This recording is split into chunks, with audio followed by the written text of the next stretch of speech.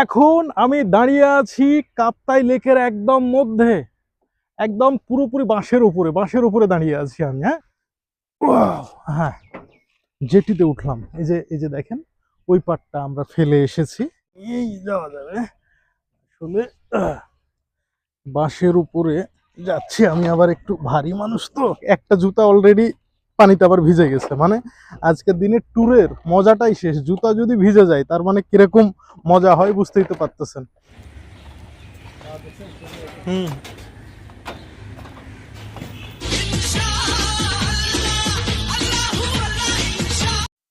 আসসালামু আলাইকুম দর্শক, আরও একটিবার স্বাগত জানাচ্ছি রাঙামাটির কাপ্তাই থেকে। আজকে দেখাবো একদম ব্যতিক্রমী এবং ভিন্নধর্মী একটি ভ্লগ। আপনারা সামনে যে ব্রিজের মতো বা দেখা যাচ্ছে এখানে ফ্লাইওভারের মতো একটা স্তম্ভ দেখতে পাচ্ছেন, এটা হচ্ছে টিআরপি। এর বিশেষ একটা কাজ আছে, সেটা হচ্ছে নৌকা এপার থেকে ওপার করে। আমার হাতের ডান দিকটা হচ্ছে কর্ণফুলী নদী এবং বাম দিকটা হচ্ছে কাপ্তাই নদী, মধ্যেখান দিয়ে চলে গেছে এই রাস্তা। তবে এই রাস্তার কারণে এপারের নৌকা ওই পারে আর ওই পারের নৌকা এপারে যেতে পারে না, আর সে কারণেই এই টিআরপির ব্যবস্থা। এক শক্তিশালী ক্রেনের মাধ্যমে নৌকাকে এপার থেকে ওপারে নিয়ে যাওয়া হয়, অর্থাৎ এই নদী থেকে ওই নদী আর ওই নদী থেকে এই নদী। এটাই হচ্ছে এটার কাজ, যদিও বা এখন তেমন একটা চলাচল এটা করে না, তারপরেও মাঝে মাঝে এটা কাজে লাগে। তবে বলতে গেলে এটা বন্ধই ধরে নেওয়া যায়। আর বিশেষ করে পাশাপাশি দুটি নদী বা দুটি লেকের গভীরতার অনেক তারতম্য আছে। কাপ্তাই লেক গভীর কম, কর্ণফুলী নদী অনেক গভীর, এটাই হচ্ছে পার্থক্য। তো আজকে কাপ্তাই লেকটা পুরো আপনাদেরকে ঘুরে দেখাবো, সেই সাথে দেখাবো এখানে পাহাড়ি বাঁশগুলো মানে কিভাবে ভাসতেছে, এবং যারা বাঁশ ব্যবসায়ী আছে তারা এগুলোকে পচন দিয়ে রেখেছে, এবং দেখাবো কাপ্তাই লেকের অপরূপ সৌন্দর্যটা। তো চলুন আমরা আজকের এই দৃশ্যটা উপভোগ করি এবং এই ভ্লগটা উপভোগ করি। তো আর দেরি নয়, চলুন আমরা দেখতে থাকি আজকের এই ভ্লগটা। মানে এখান থেকে নৌকা তুলে ওপারে করে দেওয়া হয়।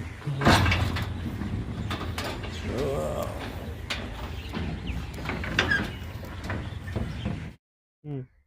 উনি আব্দুস সামাদ, আমার পার্টনার। আর আমরা এখন আছি কেপিআই তে, না?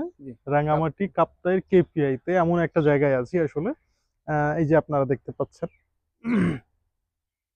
আসলে এই কাপ্তাই লেকের মাঝ বরাবর দিয়ে যে রাস্তাটা গেছে, আর এই রাস্তার কারণে কিন্তু ওই পারের নৌকা এপারে আসতে পারে না, আর এপারের নৌকা ওপারে যেতে পারে না।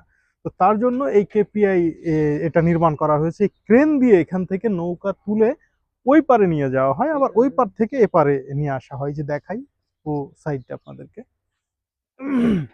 এই যে আমার পিছনে দেখছেন, এগুলো হচ্ছে সব পাহাড়ি বাঁশ আর কি। আর এই যে আমরা এখন যেটার উপরে আছি, এটা একটা ভাসমান সেতু আর কি। ঠিক আছে, এটা একটা ভাসমান সেতু, আর এটার উপর দিয়ে আমরা হাঁটছি।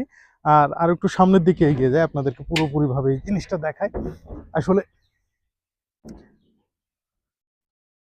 সত্যি একটা অপরূপ এবং এক্সাইটিং একটা জায়গা এটা বলতে হবে। হ্যাঁ, তবে এখানে মানে একটু সাবধানে না হাঁটলে বিপদ যে কোনো সময় ঘটে যেতে পারে।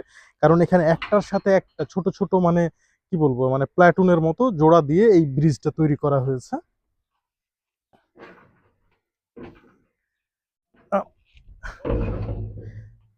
এইবার আমরা এই যে একটা জেটি আছে, এখানে জেটিতে উঠতেছি।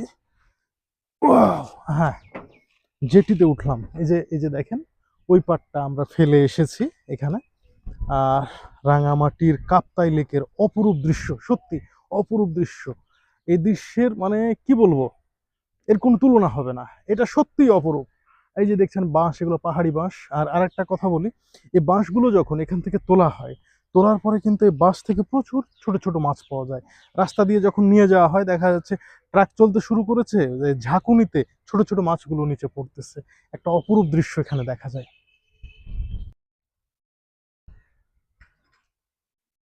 আব্দুস সামাদ আসতেছে, মানে একটু বয়স্ক মানুষ তো, ভয় পাচ্ছে। এই জন্য তো দাঁড়াই গেছিলেন, আসতে ভয় পাচ্ছিলেন। আহ, আসলে কেপিআই এর দৃশ্যটা সত্যি অসাধারণ, সত্যি অসাধারণ। আর এখানে দেখা যাচ্ছে যে এই যে ক্রেনের যে তারগুলো দেখতে পাচ্ছেন আপনারা, এখান থেকেই মানে বড় বড় নৌকা তুলে ওই পারে করা হয়, ওই পার থেকে এই পারে নিয়ে আসা হয়। অপরূপ রাঙামাটি লেকের দৃশ্য। আপনারা চাইলে এখান থেকে সোজা এই লেক দিয়ে রাঙামাটি যেতে পারবেন, হরিণা যেতে পারবেন, তারপর মারিশা, বাঘাইছড়ি, হ্যাঁ বিলাইছড়ি, অনেক দূর যাওয়া যায়।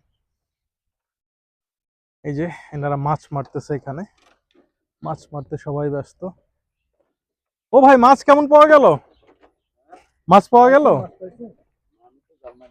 ও,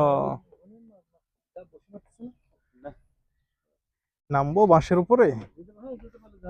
ও আচ্ছা, এই যাওয়া যাবে আসলে।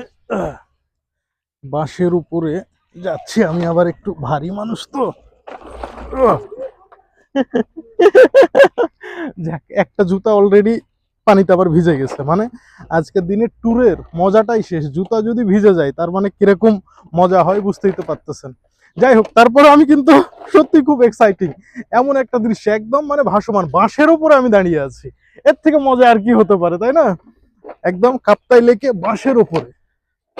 সো আমার ফিলিংসটা আসলে আমি আপনাদেরকে ভাষায় বোঝাতে পারছি না, তবে রিয়েলি জোস জোস জোস, ইটস টু মাচ জোস অ্যান্ড চিল। ওদিকে মাছ ধরতেছে অনেকে, একটু দেখি ওদিকে যাওয়া যায় কিনা। তবে আসলে একটু এদিক ওদিক হলেই কিন্তু আমি চলে যাব একবারে মানে পানির ভিতরে, বা পড়ে যাব, বা পুরো বডি আমার ভিজে যেতে পারে। যাই হোক, আমি খুব ধীরে ধীরে যাচ্ছি। হ্যাঁ, অনেকে কিন্তু দেখে হাসতেছে আমাকে দূরে, মানে কিছু পাহাড়ি ছেলে পেলে দেখে দূর থেকে হাসতেছে, মানে ওদের কাছে এটা ইউজ টু হলো, এটা তো আমার কাছে আর ইউজ টু না, তাই না?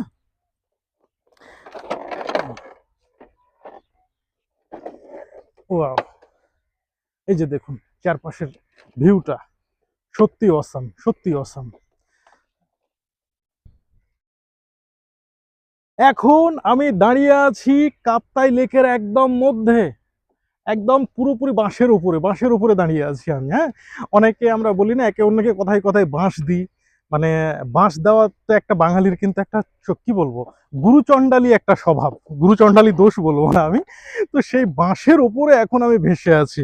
সো যতই আমরা নিজেদেরকে বাঁশাবাসি করি না কেন, আর একজন আরেকজনকে বাঁশ দিই না কেন, বাঁশের যে সদ্য ব্যবহার করতে পারলে সে বাঁশের উপরেও টিকে থাকা যায়, তার যথেষ্ট উদাহরণ কিন্তু এখন আমি আপনাদের সামনে।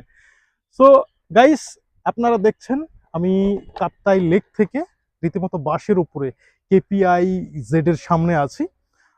এখান থেকে চলে যাচ্ছি, আর বেশি সময় নিব না। সংক্ষেপে বলি, এখানে আসতে হলে কি করতে হবে আপনাকে। আপনি ঢাকা থেকে যদি এখানে আসতে চান, তাহলে প্রথম কথা হচ্ছে যে আপনাকে অবশ্যই কাপ্তাইয়ের গাড়িতে উঠতে হবে, রাঙামাটির গাড়িতে উঠলে কিন্তু হবে না। দেখবেন যে ঢাকা থেকে যে সমস্ত গাড়িগুলো পার্বত্য অঞ্চলে আসে, কাপ্তাইয়ের গাড়ি আলাদা আছে, আবার রাঙামাটির গাড়ি আলাদা আছে। আপনাকে একদম কাপ্তাইয়ের গাড়িতে এসে কাপ্তাই মেন বাজার পয়েন্টে নামতে হবে, তাহলেই কিন্তু আপনি এই মানে কি বলবো, এই কেপিআই এর এখানে আপনি চলে আসতে পারবেন। আর কেপিআই এর এখানে আসলেই দেখতে পাবেন এই অস্বাভাবিক, মানে অপরূপ সুন্দর এই জায়গাটা। যাই হোক, অনেক বাঁশের উপরে বাসাবাসি হলো, এখন ফিরে যাওয়ার সময়। আল্লাহ জানে আর এক পাও এবার ভিজে যায় নাকি। হ্যাঁ হ্যাঁ, ইয়েস ইয়েস ইয়েস।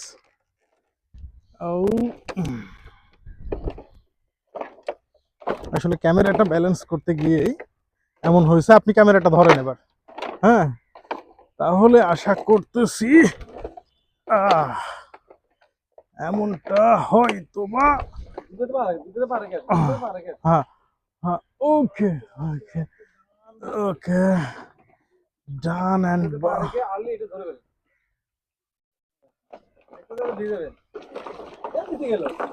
ওটা তো ভিজছেই।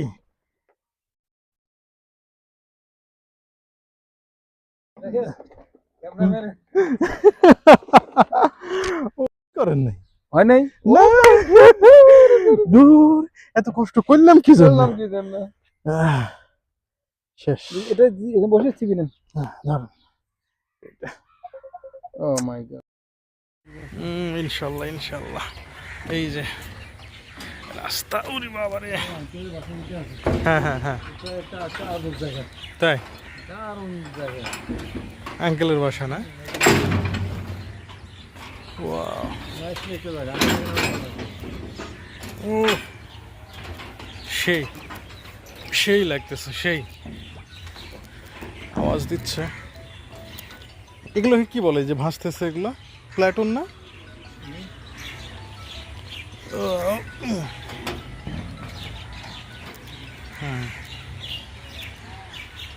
এইদিকে পানি কম তো এর জন্য বোধহয় আওয়াজটা কম, কিন্তু ওইদিকে গভীর পানি, এর জন্য আওয়াজটাও বেশি।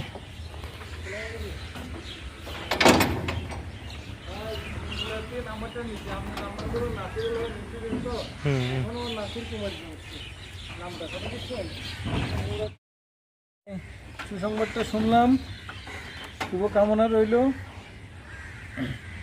তো মিষ্টি দাও তো দিবেন না?